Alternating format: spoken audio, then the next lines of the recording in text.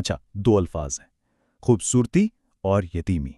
ہم سب سمجھتے ہیں کہ ان کا مطلب کیا ہے نا؟ لیکن کیا ہو اگر ان کا اصل مطلب وہ نہ ہو جو ہم ہمیشہ سے سوچتے آئے ہیں؟ آج ہم اسی پر بات کرنے والے ہیں، اور یقین کریں یہ ہماری سوچ کو بدل کر رکھ دے گا۔ چلیں پہلے بات کرتے ہیں خوبصورتی کی۔ جیسے یہ لفظ سنتے ہیں دماغ میں کیا تصویر بنتی ہے؟ یہی نا کہ کوئی بہت اچھے کپڑوں میں ہو، زیور پہنے ہو، یا چہرہ بہت دلکش ہو۔ اور سچ پوچھیں تو ہمارا معاشرہ ہمیں سکھاتا بھی تو یہی ہے۔ لیکن کیا واقعی خوبصورتی بس یہی ہے؟ کیا ہو اگر اس کی اصل تعریف، اس کی حقیقت کچھ بالکل ہی مختلف ہو؟ چلیں ذرا اس عام سوچ کو ایک طرف رکھتے ہیں اور ایک بہت پرانی، بہت گہری حکمت کی روشنی میں دیکھتے ہیں کہ اصل سچائی کیا ہے۔ دیکھیں، ہم جدھر بھی نظر دوڑائیں، چاہے وہ ٹی وی ہو، سوشل میڈیا ہو یا ہماری اپنی محفلیں، خوبصورتی کا ایک ہی معیار سیٹ کر دیا گیا ہے۔ مہنگے کپڑے، چمکتے زیورات اور بس ظاہری شکل و صورت۔ ہر وقت ہماری آنکھوں کے سامنے یہی پیمانہ رکھا جاتا ہے۔ لیکن سوال وہی ہے، کیا خوبصورتی کا دائرہ بس اتنا ہی ہے؟ یہیں پر ایک صدیوں پرانی حکمت، ایک شعر اس پوری سوچ کی بنیادیں ہلا دیتا ہے۔ شعر کہتا ہے، لیس الجمال باسواب تزینا ان الجمال جمال العلم والادب۔ اس کا مطلب کیا ہے؟ مطلب یہ کہ خوبصورتی ان سجے سجائے کپڑوں کا نام نہیں ہے جو ہم پہنتے ہیں، نہیں، اصل خوبصورتی تو علم اور ادب یعنی اچھے کردار کی خوبصورتی ہے۔ ذرا سوچئے کتنی گہری اور انقلابی بات ہے یہ۔ تو اب ہمارے سامنے دو بالکل مختلف تصویریں ہیں۔ ایک طرف ہے ظاہری چمک دمک والی دنیا، اور دوسری طرف ہے علم اور کردار کی اندرونی روشنی۔ یہ صرف دو نظریوں کا فرق نہیں ہے، یہ تو سوچ کا ایک پورا انقلاب ہے۔ ایک وہ خوبصورتی جو نظر آتی ہے، اور ایک وہ جو محسوس کی جاتی ہے۔ اچھا، جب یہاں علم کا ذکر آتا ہے تو اس سے مراد صرف اسکول کالج کی ڈگریاں نہیں ہیں، نہیں، یہ وہ سمجھ، وہ بصیرت ہے جو انسان کو اندر سے روشن کرتی ہے۔ یوں سمجھیں کہ وہ ایک ایسا چراغ بن جاتا ہے جس کی روشنی سے دوسرے بھی اپنا راستہ تلاش کر سکتے ہیں۔ یہ ہے وہ خوبصورتی جو اندر سے پھوٹتی ہے۔ اور پھر بات آتی ہے ادب کی۔ یہ صرف میٹھی میٹھی باتیں کرنا نہیں ہے، یہ تو کردار کی وہ خوشبو ہے جو کسی کے ہر کام، ہر حرکت سے آتی ہے۔ دوسروں کا احترام کرنے سے، محبت سے پیش آنے سے، ہر رویے میں نظر آنے والی شائستگی سے۔ یہ وہ حسن ہے جسے دیکھا نہیں، محسوس کیا جاتا ہے۔ تو پھر ہوتا یہ ہے کہ جس انسان کے پاس علم اور اچھے کردار کی یہ دولت ہوتی ہے نا، اس کی شخصیت میں ایک ایسی کشش پیدا ہو جاتی ہے جو سیدھی دل پر اثر کرتی ہے۔ اور یہ وہ خوبصورتی ہے جو کبھی پرانی نہیں ہوتی، وقت کے ساتھ ماند نہیں پڑتی، بلکہ اور زیادہ نکھرتی چلی جاتی ہے۔ ٹھیک ہے، تو خوبصورتی کا مطلب تو ہم نے سمجھ لیا۔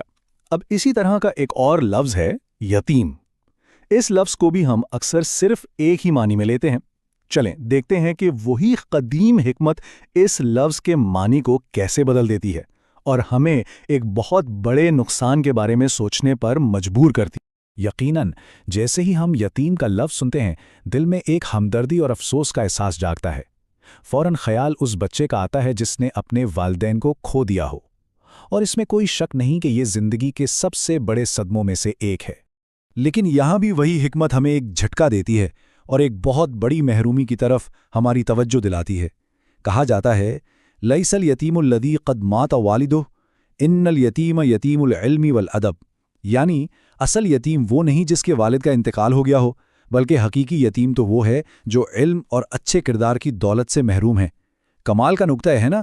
تو یہاں بھی دو قسم کی محرومیوں کو آمنے سامنے رکھا گیا ہے۔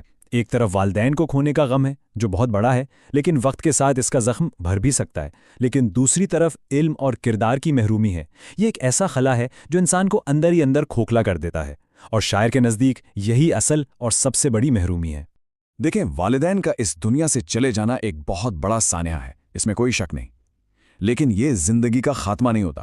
ہم نے تاریخ میں بے شمار ایسی مثالیں دیکھی ہیں جہاں لوگوں نے اس عظیم نقصان کے باوجود ہمت نہیں ہاری، محنت کی اور دنیا میں اپنا نام بنایا۔ لیکن اب ذرا اس شخص کا سوچئے جو علم اور اچھے اخلاق سے محروم ہے، اس کی زندگی کیسی ہوگی؟ وہ تو ایک ایسی کشتی کی طرح ہے جسے یہی نہیں معلوم کہ جانا کہاں ہے، کیا صحیح ہے اور کیا غلط۔ وہ بس اندھیروں میں بھٹکتا رہتا ہے، معاشرے میں تنہا رہ جاتا ہے اور آخر کار اپنی زندگی کا مقصد ہی گنوا بیٹھتا ہے۔ یہی ہے اصل یتیمی۔ تو اب ہم نے خوبصورتی اور یتیمی دونوں کو ایک بالکل نئے انداز سے دیکھا اور سمجھا ہے۔ ان دونوں باتوں کے پیچھے ایک ہی مرکزی خیال، ایک ہی بنیادی اصول کام کر رہا ہے۔ یہ دونوں خیالات ایک ہی گہری سچائی کی طرف اشارہ کرتے ہیں۔ اور وہ سچائی کیا ہے؟ وہ یہ ہے کہ انسان کی اصل قدر، اس کی اصلیت، اس کے ظاہر میں نہیں بلکہ اس کے باطن میں ہے، اس کے علم میں، اس کے کردار میں، اس کی سوچ میں۔ کپڑے، شکل و صورت، یہاں تک کہ رشتے بھی بدل سکتے ہیں، ختم ہو سکتے ہیں، لیکن علم اور اچھا اخلاق، یہ وہ سچا خزانہ ہے جو ہمیشہ ساتھ رہتا ہے، اور یہی انسان کو دنیا میں حقیقی اور دائمی عزت دلاتا ہے۔ تو اس ساری گفتگو کے بعد اب وقت ہے ایک لمحے کے لیے رکنے کا اور خود سے ایک بہت اہم سوال کرنے کا۔ سوال یہ ہے کہ ہم اپنی زندگی میں کون سا خزانہ اکٹھا کرنے میں لگے ہیں؟ کیا ہم ظاہری چمک دھمک کے پیچھے بھاگ رہے ہیں، وہ چیزیں جو آج ہیں کل نہیں ہوں گی؟